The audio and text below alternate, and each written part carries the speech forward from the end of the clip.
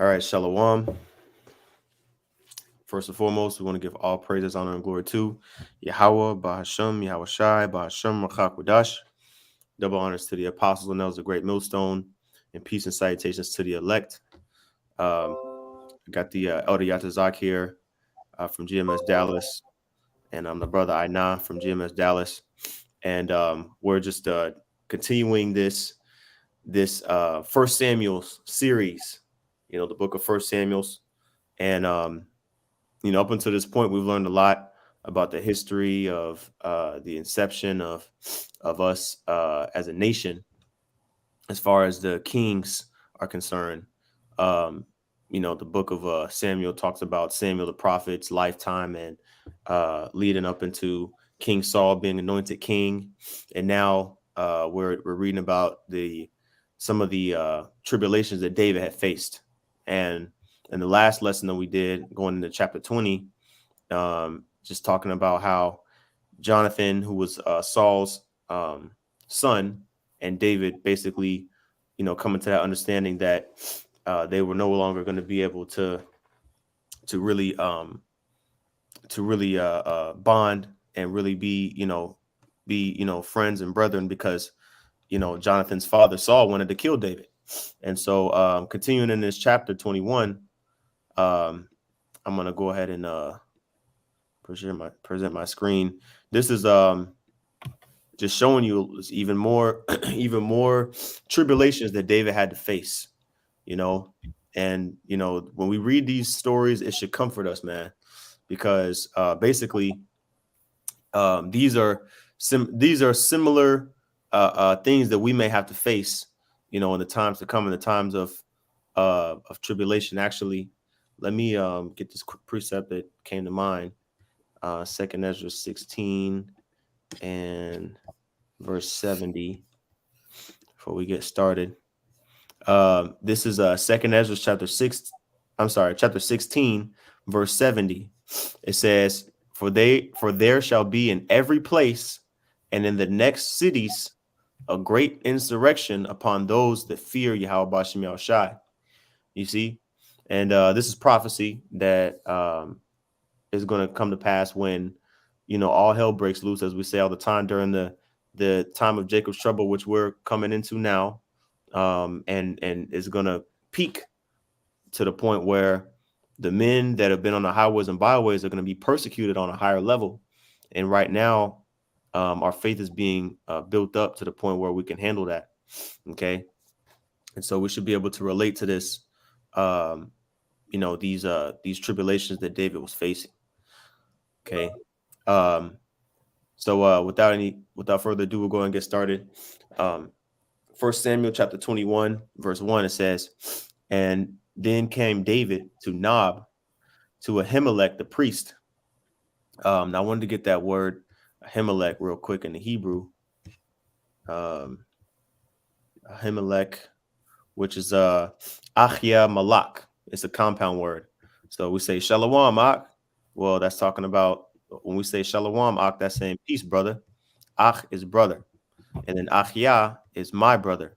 The Yah at the end makes it possessive. And then Malak is king. Okay. And so definition here says my brother is king, or brother of the king, basically. Right. So that was good.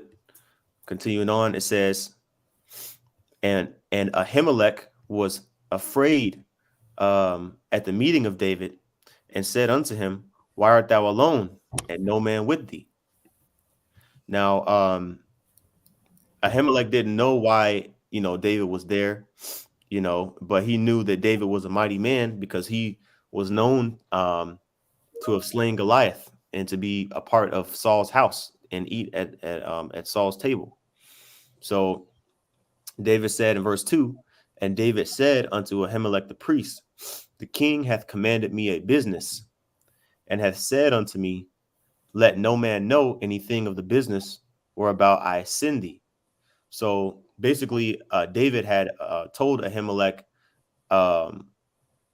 as if the king Saul had sent him, to conduct some business, and to go by himself, right? It says, and what I have commanded thee, and I have appointed my servants to such and such a place. Because even David had, he had men, he had servants, or men under him, servants under him. We got to remember he went out and got the 200 foreskins of the Philistines, not by himself, but with a small band of men. So he had a small group of men, that basically he had command over, and but he was by himself here. Okay. Now, he didn't really tell Ahimelech all that. He didn't really, he kept it. He didn't let his right hand know what his left hand was doing. He didn't tell Ahimelech all that just happened to him, and so he kept it hidden from Ahimelech. So Ahimelech just going based off of what David said, right? And this was David being prudent, man. Because even though Ahimelech may not have had anything against David to want to kill him, he knew that if Ahimelech told Saul where David was, then Saul would come to kill David. So he was just keeping it, on a need to know basis. I'll say it like that. Yep, I would say he was using guile.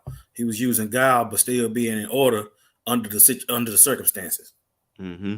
And what you take from these accounts, you might be in a situation where you have to use guile or Yaikwab the situation. He like you said, he was in Yaikwab mode, but he was in survival mode at the same time. But still, you notice that when it was opportunities for him to be in order, he was in order. When it was opportunities for him to use guile, he used guile. But the Lord was with him the whole time. You got to keep all that in mind. You see? And when you think about those things, we coming up on times to where we might be in situations like these. We might have our versions of this particular situation where you're going to have to use guile or where you're going to have to Yaikwab your way out of a situation. But you got to remain in order at all times. And sometimes it's not easy to be able to do that, but you're seeing that it's possible through these accounts. You got it. Yep. Right. The scripture says, be wise as serpents, but harmless as doves. And so verse 3, it says, now therefore, this is David speaking again. Now therefore, what is under thine hand? Give me 5 loaves of bread in mine hand, or what there is present. Because like I said, David was fleeing, man. He wasn't in his house with his wife chilling, popping toes, as we say, eating chicken. He was fleeing for his life, meaning he was homeless. He had to leave his home. Right. He couldn't go back home. He'd be dead if he stayed home. So the Lord sent him on a journey. And this is the level of faith that, we can learn from, man, because David didn't know exactly where his next meal necessarily was going to come from or this or that. He was using the Spirit, to guide him on what to do next. It says in verse 4, and the priest answered David and said, there is no common bread under mine hand, but there is hallowed bread, if the young men have kept themselves at least from women. I want to speak on this because there's a difference between common bread, what you would say common bread, and hallowed bread, right? And so I'm just looking for a good place to start. I'll just get the quick point here. So this is a chapter in Exodus. There's a few chapters in Exodus that talk about how the tabernacle should be set up, what should be contained in the tabernacle of the Lord, the Ark of the Covenant, what is supposed to look like, what it's supposed to be made of, the different plates and cups and things like that were supposed to be used in the tabernacle, right? And so one thing it talks about here is a showbread. All right, which is basically freshly baked, bread that was supposed to be made daily, if I'm not mistaken, and basically put on as an offering to Yahweh Shem Yahushai, right? And then after that day passed, then you would put new bread there, but the old bread would be, the bread that was the showbread prior, like the day before, that was eaten by the priest, like all the sacrifices and things like that. When somebody sacrificed an ox or a goat, the priests would eat that. The Levites, the sons of Aaron's, they would eat of those sacrifices, but they would make the sacrifice to the Lord, and then they themselves would partake in the in eating after the sacrifice was complete. Okay, and so Exodus 25:30, and thou shalt set upon the table showbread before me always. So there was always in the tabernacle of the Lord, because this is before the temple was built, but they still had the tabernacle um, of the Lord. This is basically where the um, where the Ark of the Covenant was, and there would be a tent, a tabernacle built. It wasn't permanent structure. It was just something that was set up in order uh, to perform the Levitical priesthood. Okay, so going back here, this is that bread that David was asking for. Now this is it's holy. Like it was only meant for the Levites to eat of that bread. you know. But David asked for it, right? And it said, and it says, and Ahimelech said, as long as you've kept yourselves from women, for a time being, you can partake, in this bread. And David answered the priest and said unto him, of a truth, we have been women have been kept from us about these 3 days since Right, I that's came going out. and that's going into being kept from women, not having sex. Mm-hmm. See, for your when you have sex with a woman, you're unclean until the evening. Right. You see, and they hadn't had any. They hadn't dealt with any women in what 3 days? Yeah, Yeah, that's they what he hadn't. said. Yeah. Yeah, Yep. they hadn't dealt with women in 3 days. So the priest was like, "Well, okay, I'm gonna give you this bread, but you at least got to be have abstained from women for the past 3 days because it was already outside. Well, it was outside of the law to give Mm-hmm. David that bread. You see, but he's like, look, who knows? It was say if they had all had sex the day before, it would have been a completely different situation. You know Yeah. what I'm saying? But it's going Mm-hmm. into the law, statutes, and commandments. So when you have these groups saying that you can have sex on the Sabbath, that's way off. That's way Mm-hmm. off. You know what I'm saying? Because having sex with a woman, even though it's a lawful act, you unclean afterwards. Mm-hmm. You see? So being unclean, I would say the whole thing about the Sabbath is in the law to say keep the Sabbath holy. You can't be holy if you defiled. Okay, Mm. but wanted to bring that out. Con. Yep. No work therein. You know what I mean? And to the best of our ability, man, which you can abstain from some box for 24 hours, man. It's not that hard, you Right. know. But it made me think of this Exodus 19 when the Lord, or excuse me, when Moses told the people, to sanctify themselves for those 3 days. On the Mhm. third day, that was when the Lord came down on Mount Sinai and presented himself, to the nation. And then we already know what happened afterwards. They pretty much was like, Moses, you go deal with the Lord. He's too powerful. He's too scary for us. So I thought that was interesting, those 3 days there. Um, if you really want to get, you know, clean, 3 days is really the best. Right. Is really better, I'll say. Continuing on in verse 5. And David answered the priest and said unto him, of a truth, women have been kept from us about these 3 days since I came out. And the vessels of the young men are holy, and the bread is in a manner common, yea, though it were sanctified this day in the vessel. You see? So David was saying, like, it's almost as if it's common because I'm using it for a common purpose because I'm not a Levite, even though it was sanctified today. Um, but since I'm clean, then I can, according to the law, I can eat it, right? And verse 6, it says, um, so the priest gave him hollow bread, for there was no bread there but the showbread that was taken from before Yahweh to put hot bread in the day when it was taken away. So again, there wasn't any like regular, because there was a specific I skipped over it, but it was in Leviticus that says exactly how much flour to use, exactly how much this to use, how much that to use, and then you know use it for the purpose of showbread. So this was specifically for that purpose, okay, to present before the Lord. And but it says that bread was taken from before the Lord. So this was like older showbread, like it wasn't it wasn't from, you know, it wasn't the showbread that was in the temple at that time, or excuse me, that was in the temple at that time. It was, you know, the showbread from before. You know, that hot bread, you know, was always kept before the Most High, and afterwards it was eaten. So that's the bread that David ate. And Yahushua mentioned this when the Pharisees were trying to get on him about the Sabbath day and everything. So I wanted to bring that out real quick.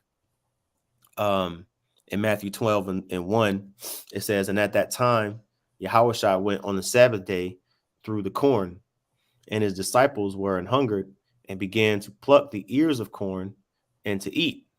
Now, according to the law, right? You know, you're not supposed to do any work on the Sabbath day.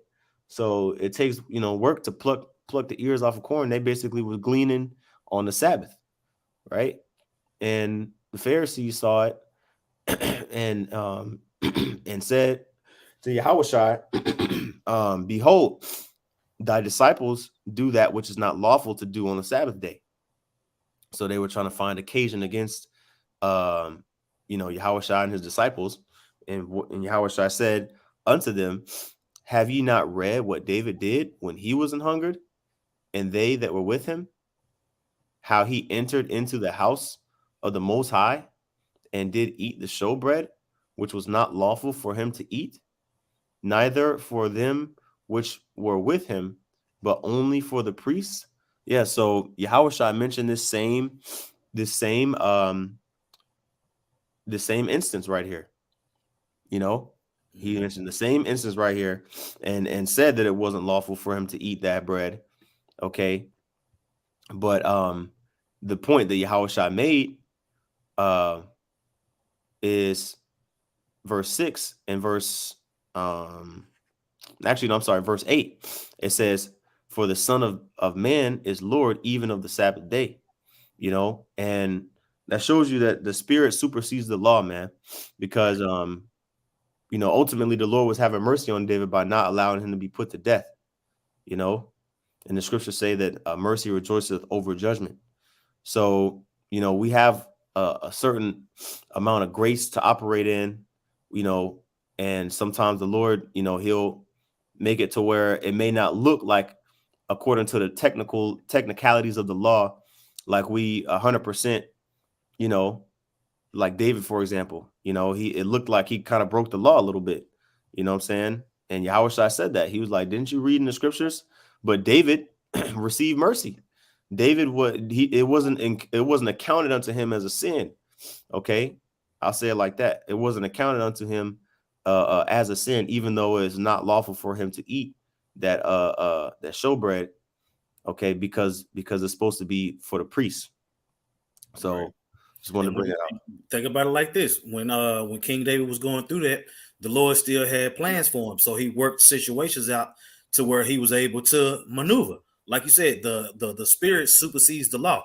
The spirit of the situation. I will say, if under any other circumstances, David wouldn't have ate the showbread.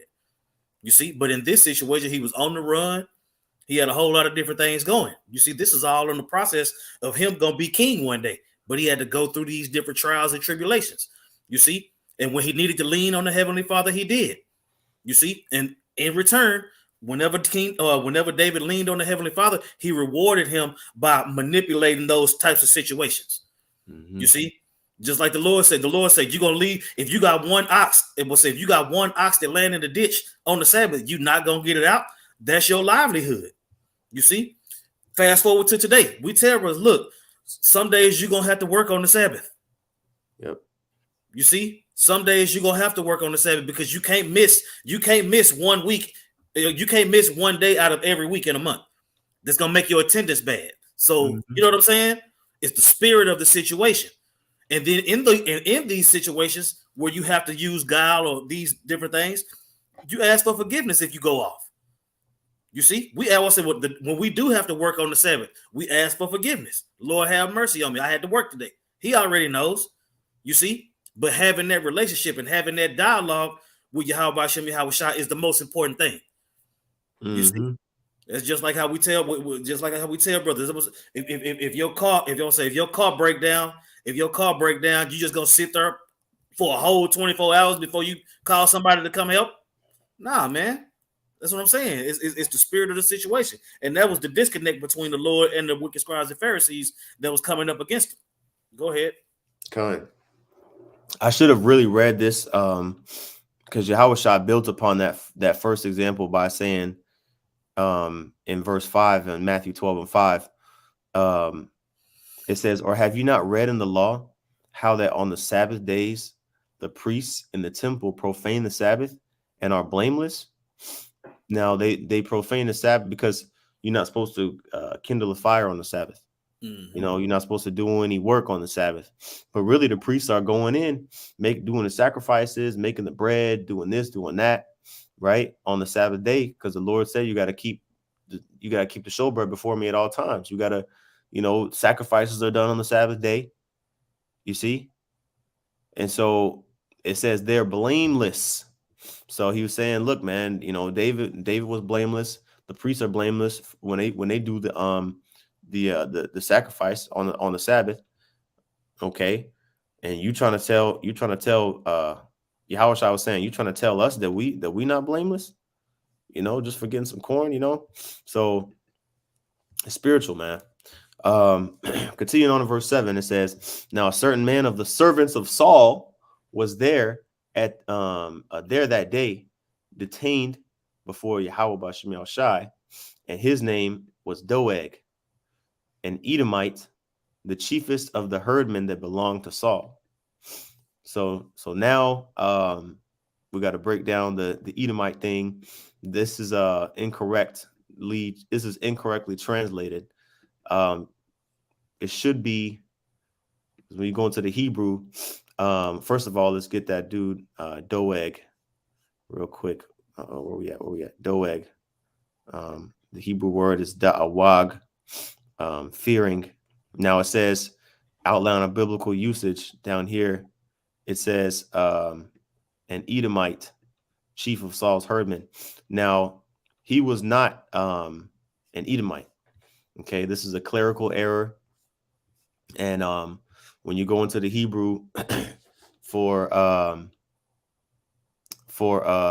Edom or Edomite, it's even the blue letter goes off here. Really, Edomite is adawam. It should be a wa between this da and the wa. Excuse me, da and ma. It should be a wa in between this this da and ma here. It should be ada wa ma ya, or adawamya. But this is actually a clerical error. It should be when you go into the text itself. Let me just slow down a little bit and go to the text.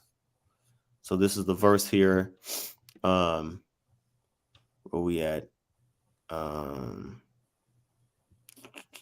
Here we go. Okay, so this is the text here. Da'awag, excuse me, da'ag ha ada wamya is what it should say, but really, originally it was Arawamya or Aramite, which is Syrian. Okay, so this is a clerical error. We have to remember that the scriptures were copied by hand, and so in the Hebrew, if you look here at this letter here, this is a da. Okay, this letter here is a different letter, even though they look very similar. If you see, this is a ra, here is a da. And so, it would be easy for whoever copied at one point to make small changes like that and then go unnoticed, because Esau basically, wants you to think that the Edomites are, either done away with or whatever the case is. Even the scripture that talks about thou shalt not abhor an Edomite. Apostle Ramlah went into it multiple. That's another reason why you got to go to the paleo. Yeah. You know what I'm saying? It looks different in the paleo. Mm-hmm. So that's another hint about that whole die in the raw situation. Mm-hmm. Right. And so most likely this was done, you know, during the time when the when the Assyrian was being used, and not before then, because again, the Da and the Ra look very similar in the Assyrian text, which is what all these letters are, all Assyrian letters. Um, so yeah, I didn't want to go in too deep on that, but really that should be where we at? Where was I at? Oh, down here, Yeah. verse 7. Really that should be Syrian. Okay, Arawumya, um, which is Syrians, not Assyrian, but Syrian. Right. Okay, Doeg the Syrian. right, that's who he was. And Not that an was Edomite. and when you get deeper into that history, you getting into Abraham and his brothers. You know what I'm Mm-hmm. saying? Like Laban. Laban Mm-hmm. was Syrian. Con. You see what I'm saying? I would say when it says do not abhor Edomite, it's talking about do not abhor Syrian because those are your brothers. Yep. Yep. Even though they're a different nation than us, they're still close, near kin. They're near kin to us. Mm-hmm. You know, if I'm not mistaken, um, Rebecca, you know, was and well, of course, Laban's daughters, Aaliyah and Rachel, they were Syrians, for example. Yep. You know, Yep. so continuing on in that, the point though is the fact that Doeg was one of Saul's servants. He was there.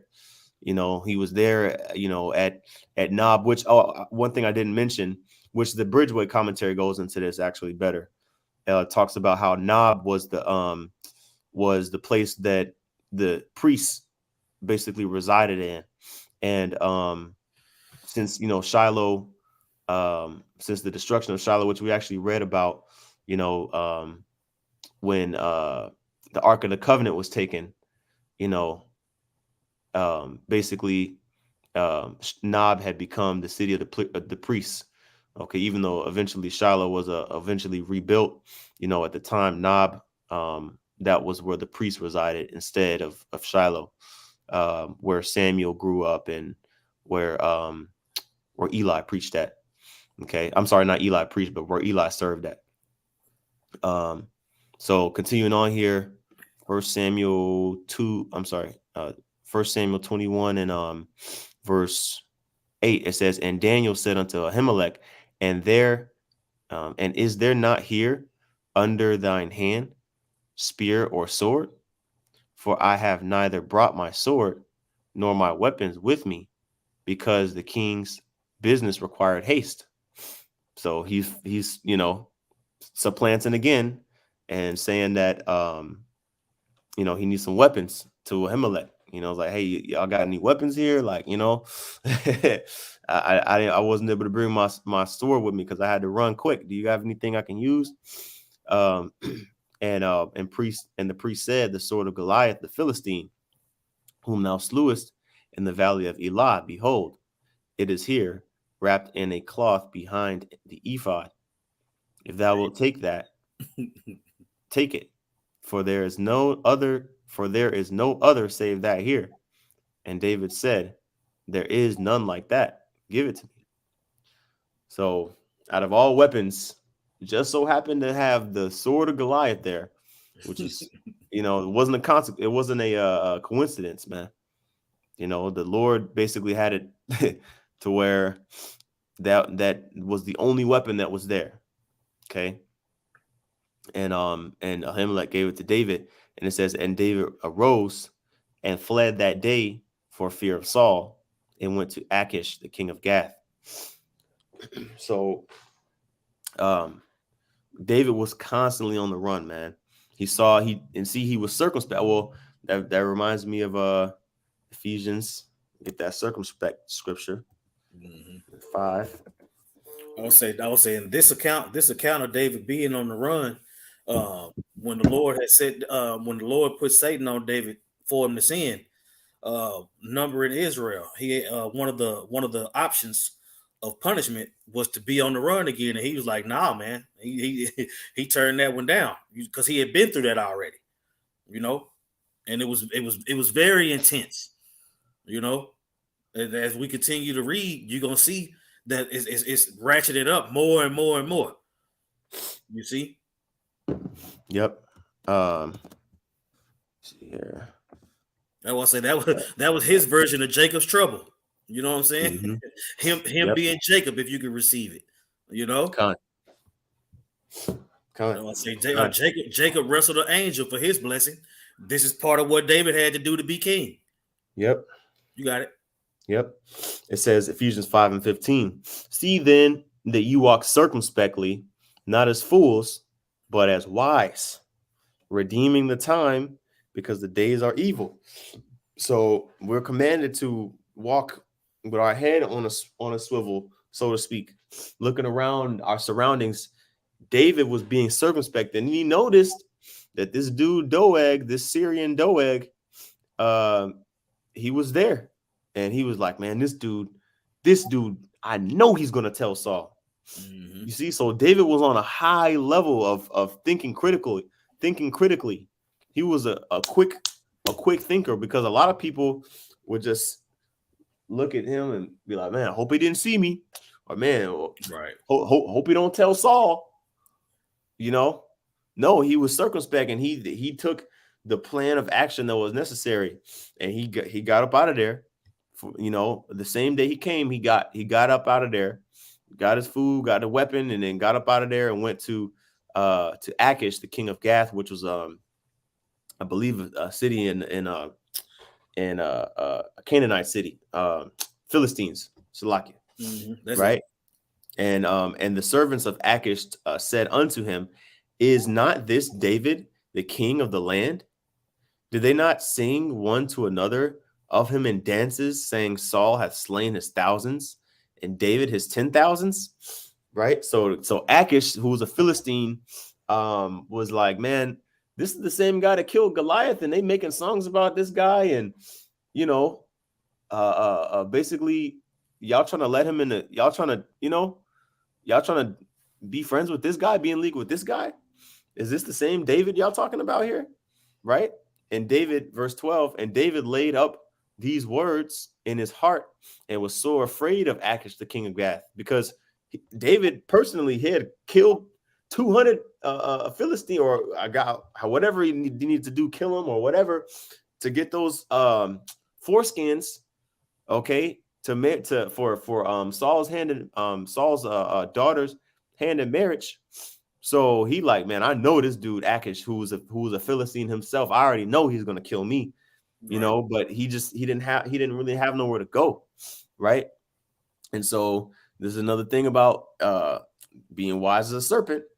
1 Samuel 21:3, and he changed his behavior before them, and feigned himself mad in their hands, and scrabbled upon the doors of the gate, and let his spittle fall down upon his beard. He basically act like he was shell shocked, tripping, just you know Yep. what I'm saying, drooling Yep. all over his beard. They were like, "Ah, man, you know what I'm saying? What happened to Mm-hmm. this guy?" You Yep. know, like you saying, he had that reputation. You know, Yep. Yep. They looked at him like, well, we'll see how he responded, right? Then Achish said unto his servants, Lo, you see the man is mad.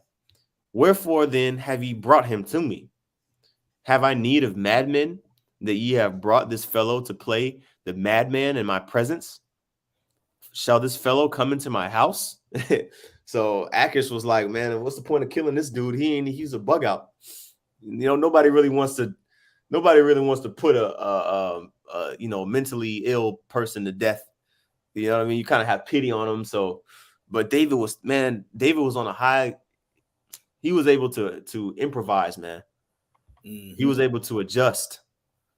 You see, like I read these accounts, and I take note of them. I take note of them, because these are situations we may be put in.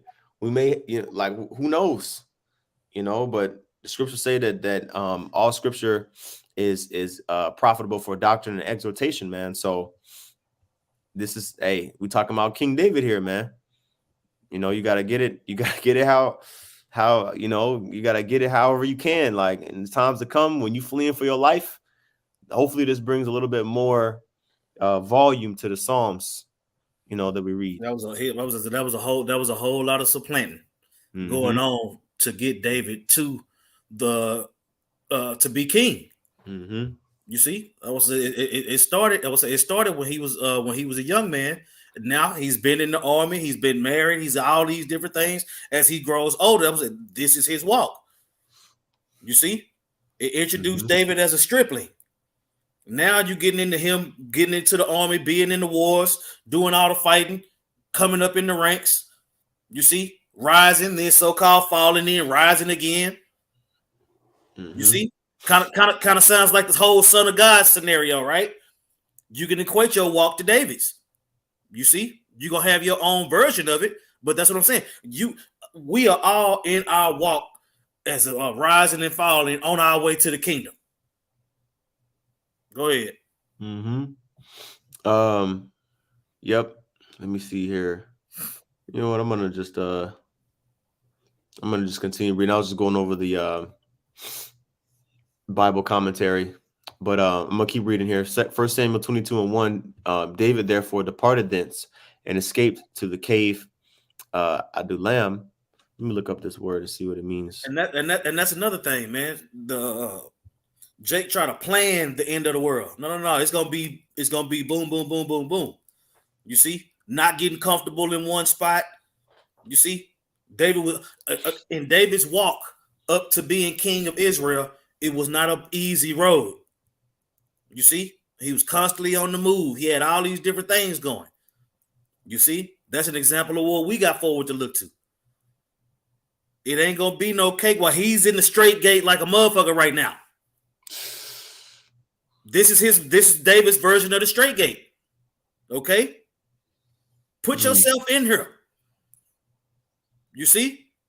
And you notice he always leaned on Hashem Yahweh when it got too heavy for him. Mm-hmm. Go ahead. Yeah, that word there was Strong's H 5725, Idolum, justice of the people, and there was a cave in that city, and that's where David went into.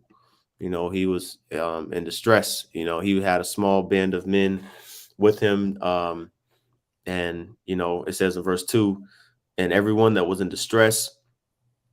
I'm sorry, I didn't finish verse 1. David therefore departed thence and escaped to the cave Idolum, and when his brethren and all his father's house heard it, they went down thither to him. Okay. Now,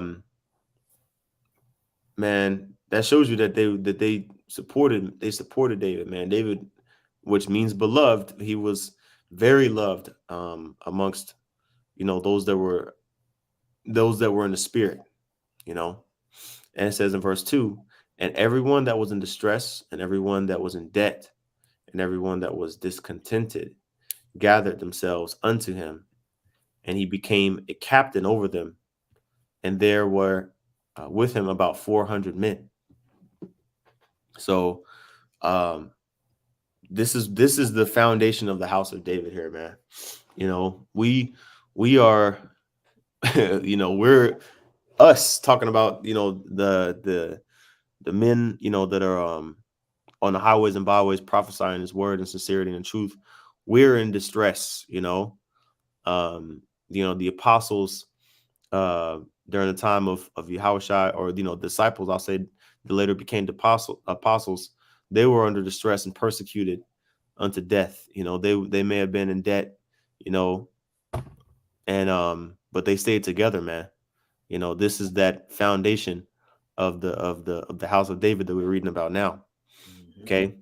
And it says, and they were with him about 400 men, verse 3, and David went thence to Mizpah of Moab, and said unto the king of Moab, let my father and my mother, I pray thee, come forth and be with you, till I know what the Most High will do for me.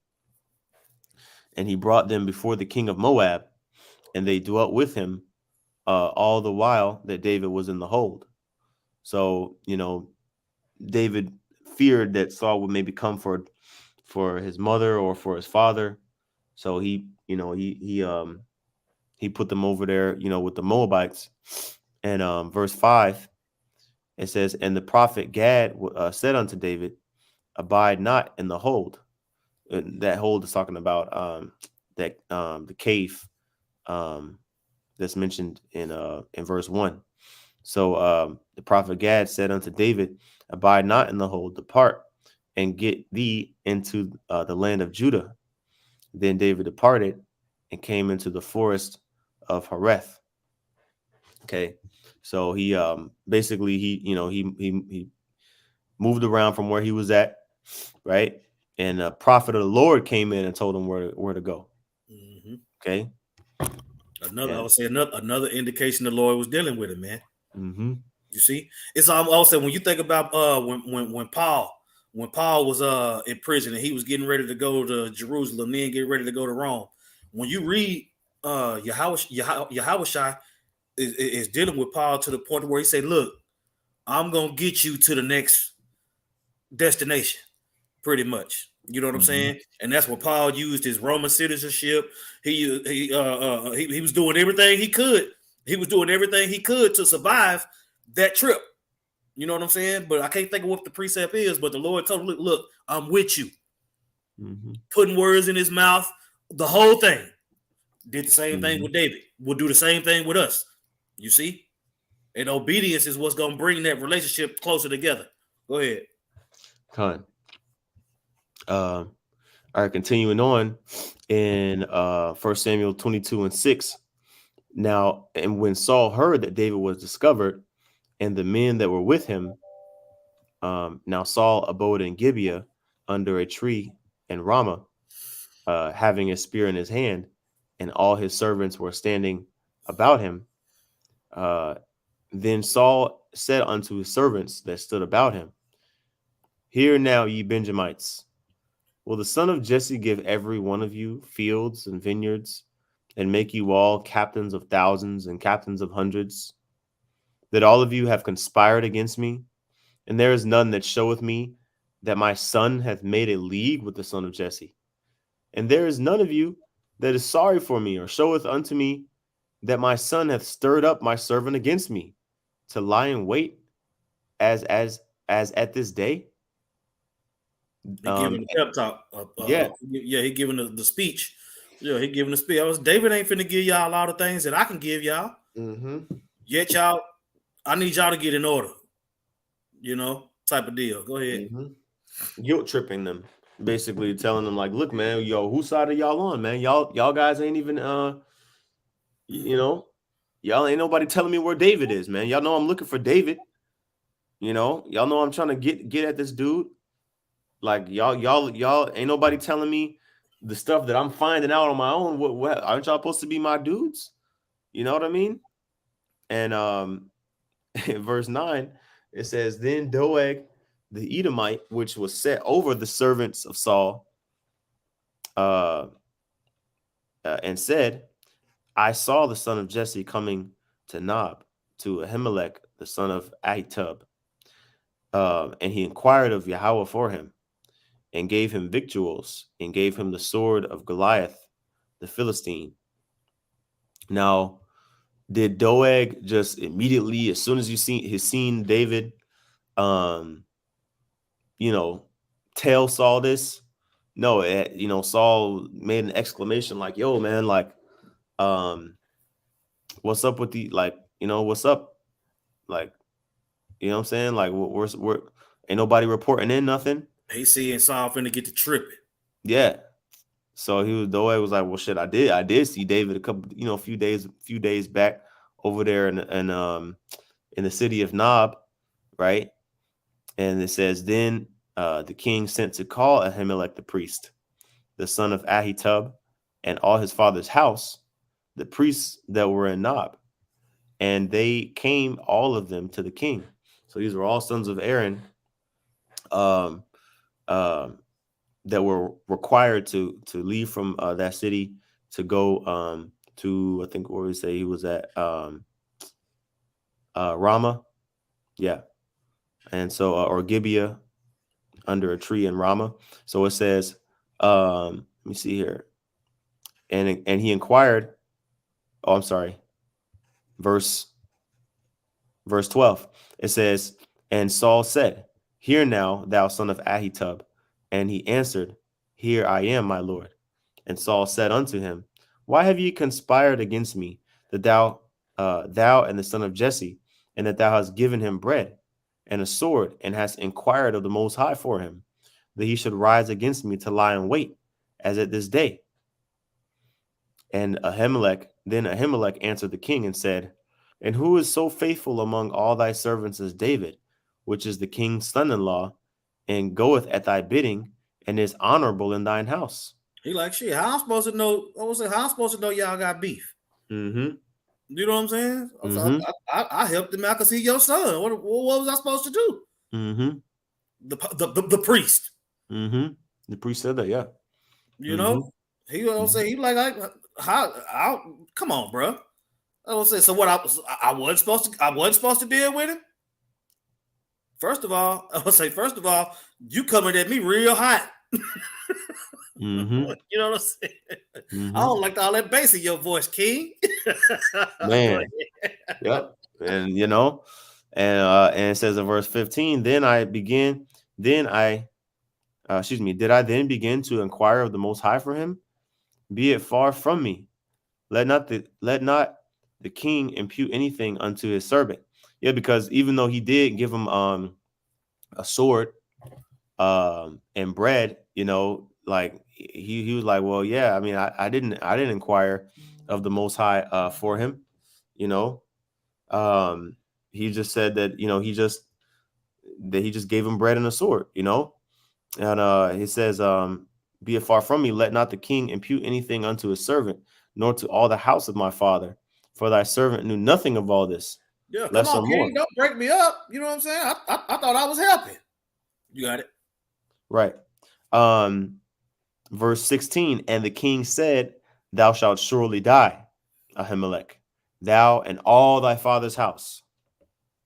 Man, so imagine hearing that shit. That's what I'm saying. He killed a line of priests because he was tripping. Mm-hmm. Think about that. Think about that. He killed the priesthood. Tripping. Mm-hmm. Go ahead. Verse 17, and the king said unto the footmen that stood about him, turn and slay the priests of the Lord, because their hand also was with David, and because they knew when he fled and did not show it me. But the servants of the king would not put forth their hand to fall upon the priests of Yahweh. You see? So even they were like, man, nah, man, something ain't right, man. Like, y'all want us to kill the priests? You want us to kill the priests of the Lord? You see, this was that turning point. This was when Saul, he already had massive demons on him, but this is when Saul went full on, left field with it, man, and started killing people that were associated with David. And by the way, Ahimelech didn't even know that David and Saul had any issues. David kept it from Ahimelech hoping to protect them. He didn't go to Ahimelech and say, hey, man, Ahimelech, man, yo, man, Saul been trying to kill me, bro. Yo, man, can you help me? Can you give me some bread? Can you give me this sword? He kept the matter unknown, in an effort to try to, to keep it from anybody, finding out.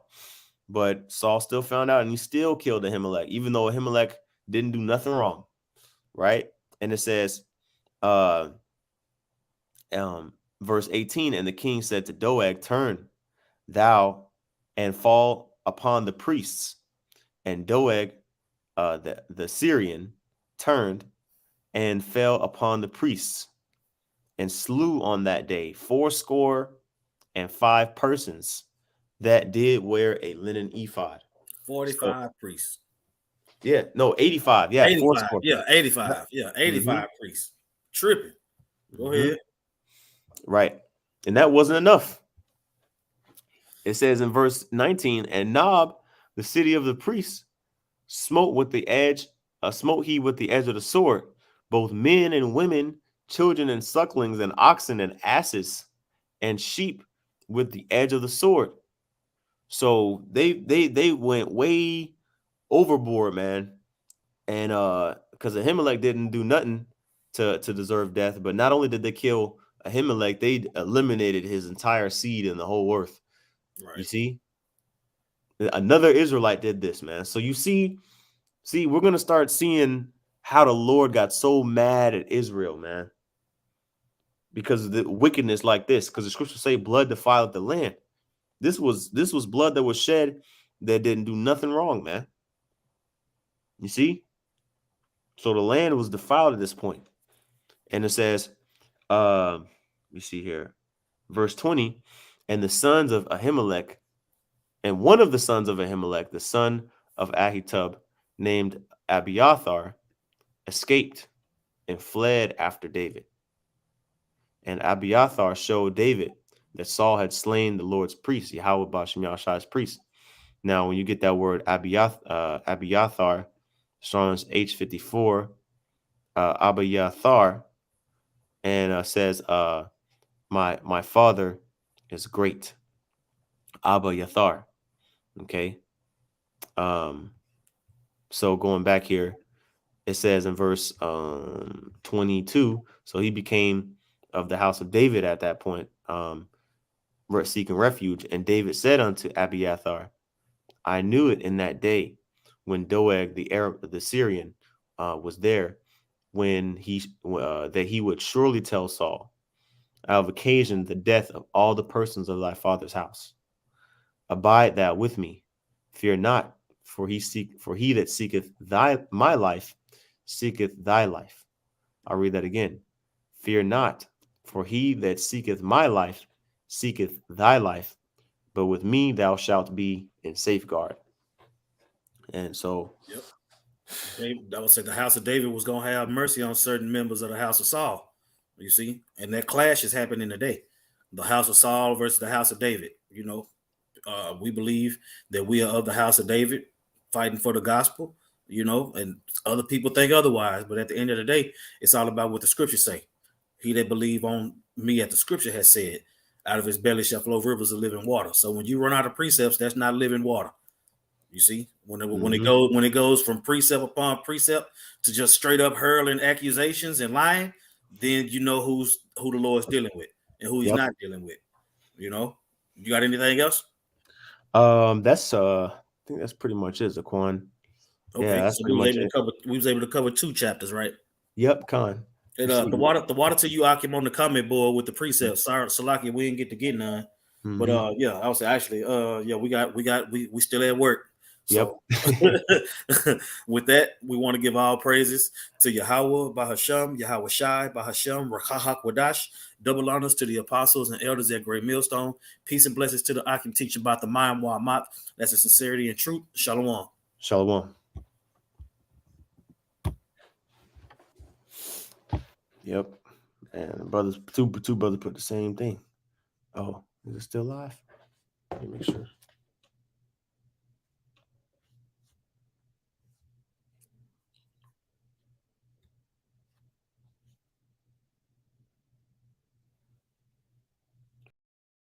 Out. Should be done.